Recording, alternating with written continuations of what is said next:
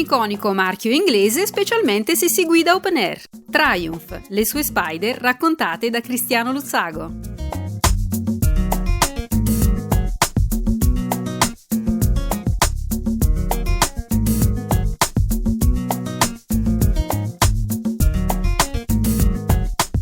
Amici di Gentleman Driver, abbiamo parlato spesso di vetture sportive inglesi e non abbiamo mai avuto l'occasione di parlare delle Triumph, che sono comunque un po' la quintessenza della sportività e delle roadster di produzione britannica. Oggi abbiamo l'opportunità di presentare tre carrozzerie che sono le più rappresentative della gamma TR, quella che ha coinvolto i modelli TR2, 3, 3A, 3B, TR4, 4A e 5 e per ultima la TR6. L'evoluzione di questi modelli, partendo dalla TR2 che aveva ancora i freni a tamburo e poi successivamente con la TR3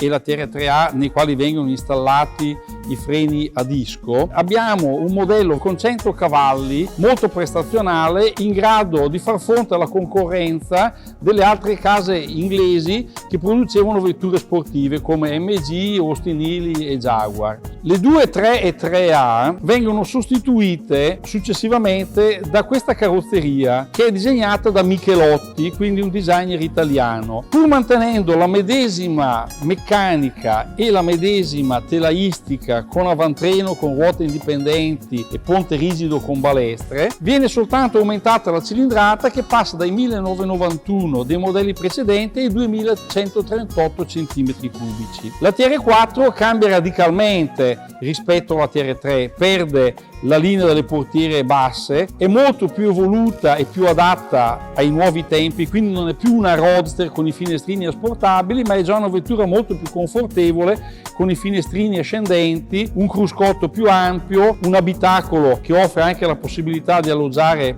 di fortuna uno o due passeggeri posteriori e vari tipi di capote che si evolvono nel corso del tempo, più o meno confortevoli. Questo tipo di carrozzeria disegnata da Michelotti ha due importanti momenti di evoluzione al di sotto di quello che vediamo esternamente. Infatti, con la 4 avevamo lo stesso telaio, come abbiamo detto, della TR2, 3 e 3A, mentre con la 4A, che è praticamente invariata salvo piccoli dettagli, viene sostituito radicalmente il telaio, che ha una forma completamente diversa. Quindi sotto l'abito, che rimane invariato, abbiamo una meccanica che ha delle caratteristiche totalmente diverse, soprattutto per quanto riguarda la parte posteriore, dove il retrotreno con assale rigido e balestre viene sostituito da delle sospensioni indipendenti con bracci oscillanti e molle elicoidali, che renderanno la 4A una vettura molto più confortevole e fruibile, anche se sul mercato americano verrà sempre commercializzata col ponte rigido e le balestre, sia per una questione di costi, perché gli importatori volevano mantenere basso il prezzo di listino della vettura, ma anche per chi desiderava avere una vettura più sportiva, perché il ponte rigido offriva sicuramente delle prestazioni motoristiche in velocità e in tenuta in curva più importanti. L'ultima variazione che abbiamo sempre su questo disegno è la motorizzazione. Infatti, dopo la 4A, la Triumph introduce la 5,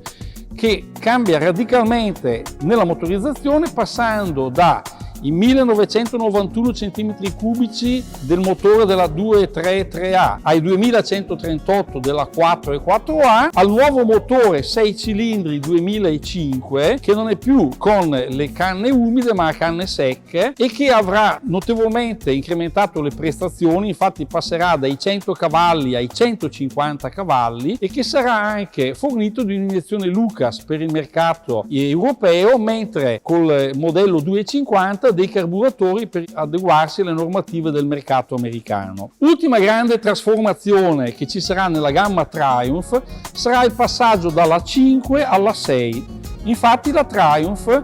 per aggiornare la propria produzione, ha bisogno di ristilizzare anche la carrozzeria. Si rivolge nuovamente a Michelotti, il quale però, impegnato con altri progetti, non può aiutarli. Quindi si rivolgono alla Karmann nella Germania occidentale, la quale con pochi ritocchi esemplari, già alla presentazione del primo progetto, viene subito accettato dalla fabbrica e nasce la TR6. Questi ritocchi consistono soprattutto nei parafanghi, nel cofano e nella coda della macchina, perché poi tutta quella che è la struttura dell'abitacolo, parabrezza, porte, scocca inferiore, sono praticamente identiche alla TR4 e 5. Quindi magistralmente, con pochi ritocchi, Karmann riesce a aggiornare questo modello e renderlo in linea con gli anni 70. La linea della TR6, magistralmente rinnovata dalla carrozzeria Karmann, pur essendo adeguata ai nuovi stilemi degli anni 70, mantiene assolutamente inalterato quello spirito di sportività, ma soprattutto di aggressività, che è stato espresso da tutte le vetture Triumph a cavallo degli anni 50, 60 e 70